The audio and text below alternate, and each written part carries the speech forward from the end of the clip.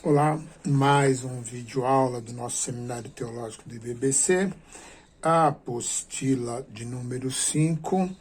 Estamos trabalhando então ética cristã e vamos para o encerramento dessa matéria, tratando hoje na página 88, questões éticas contemporâneas. Vimos até agora as alternativas básicas da ética. Nessa etapa do curso, o aluno irá enfrentar algumas questões que fazem parte das discussões. Qual é o papel do amor próprio na ética cristã? A guerra pode ser, em algum caso, a coisa amorosa para se fazer? Qual é a responsabilidade social do cristão? O aborto é moralmente justificável em algum caso?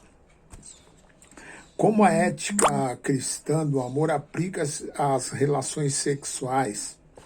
Quais implicações a ética cristã do amor tem para os relacionamentos entre as raças, para a ecologia? Não pretendemos aprofundar as questões, mas levantar a fim de preparar o aluno para fazer uma análise e refletir com o grupo de maneira saudável. O amor, o cristão e o amor próprio. O amor ama teu próximo como a ti mesmo, Mateus 19:19. Isso dá a entender que o cristão deve amar a si mesmo e depois amar aos outros como a si mesmo. Se for assim, então por que o egoísmo e o amor próprio são condenados na Escritura? O amor próprio não é uma forma de orgulho, o pecado mais básico do homem. Entre os extremos do egoísmo interesseiro e o altruísmo abnegado, a ética cristã luta para descobrir o papel do amor próprio. Qual é uma ética cristã de amor próprio? Para focalizar o problema, será proveitoso, primeiramente, fazer um levantamento do espectro de opiniões sobre amor próprio, que torna a questão crucial para a ética cristã contemporânea. Basicamente, os pontos de vista sobre o amor próprio podem ser classificados sobre 3 títulos. 1. O amor próprio por causa de si mesmo, o amor próprio por causa dos outros, o amor próprio por causa de Deus. Em cada caso, há concordância acerca da necessidade do amor próprio. Só que é diferente a razão pelo amor próprio. Amar-se a si mesmo por causa de si mesmo é egoísta. Amar-se a si mesmo por causa de Deus pode ser chamado altruísta. Há muitas variações possíveis dentro dessas categorias básicas, mas já foi dito o suficiente para servir de introdução. A tarefa agora é prescrutar os dados bíblicos na busca de uma solução.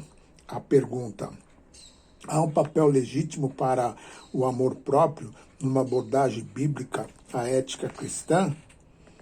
Leituras sugeridas: Agostinho, Cidade de Deus, e Bonhoeffer, o Discipulado. O cristão e a guerra. Qual é a atitude do cristão para com a guerra? É certo tirar a vida de outra pessoa sob o mandamento do governo? Há uma base bíblica para a prática da guerra? Essas perguntas têm recebido várias respostas entre cristãos. Basicamente, há 3 pontos de vista adotados pelos cristãos sobre a questão de se a pessoa deve envolver-se na guerra ao ponto de tirar a vida de outros. 1. Há o ativismo, que sustenta que o cristão deve ir para todas as guerras em obediência ao seu governo, que o governo é ordenado por Deus. Há o pacifismo, que argumenta que todos os cristãos não devem participar em guerra alguma, ao ponto de tirar a vida dos outros, visto que Deus ordenou aos homens nunca tirarem a vida de outra pessoa.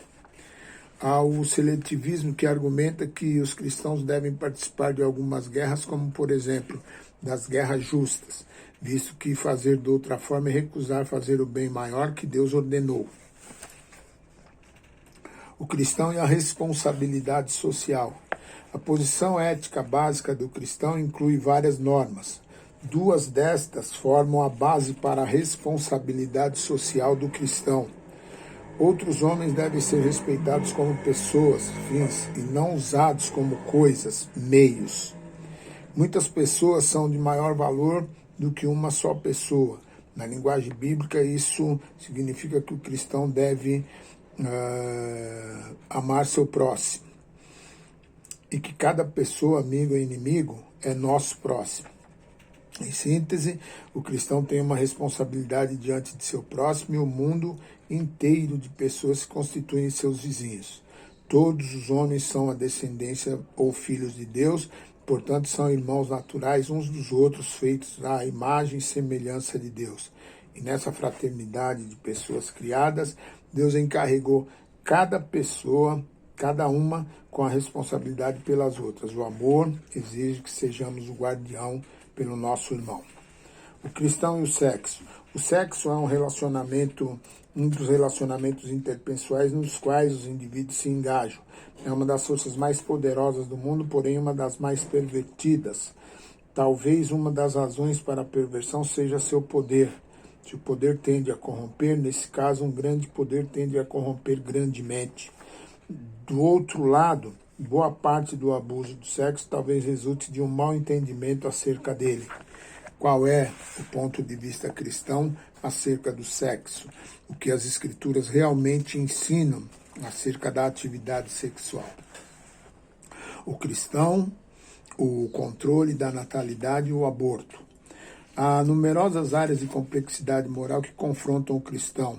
Embora a ética cristã básica seja bastante simples, o amor muitas vezes é difícil de ser aplicada. Os assuntos de controle de natalidade e de aborto são exemplos chaves das dificuldades. À primeira vista, talvez pareça que estes tópicos tenham pouca coisa em comum. Na realidade, os dois dizem respeito à questão de impedir a vida ou de tirar uma vida humana. Qualquer um dos dois é certo em qualquer circunstância, se assim for, em quais condições?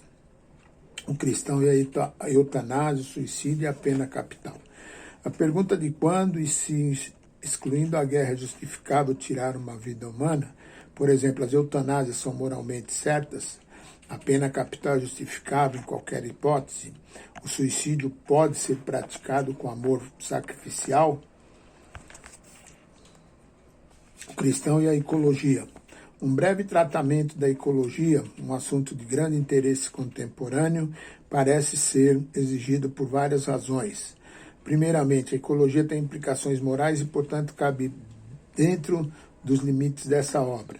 Em segundo lugar, não fica claro na superfície como uma ética edificada sobre o valor intrínseco das pessoas é compatível com uma tentativa total de salvar coisas inanimadas, tais como o ar, a terra e o mar. Finalmente, certos éticos alegam que o cristianismo é incompatível com as pressões sobre o meio ambiente natural ao homem. Bem, nós encerramos Ética Cristã com alguns questionamentos para a pesquisa dos alunos, ok? E encerramos então Ética Cristã para darmos sequência no próximo bloco de tratando de heresiologia, ok? Que Deus abençoe, bons estudos e já na sequência eu posto a prova também.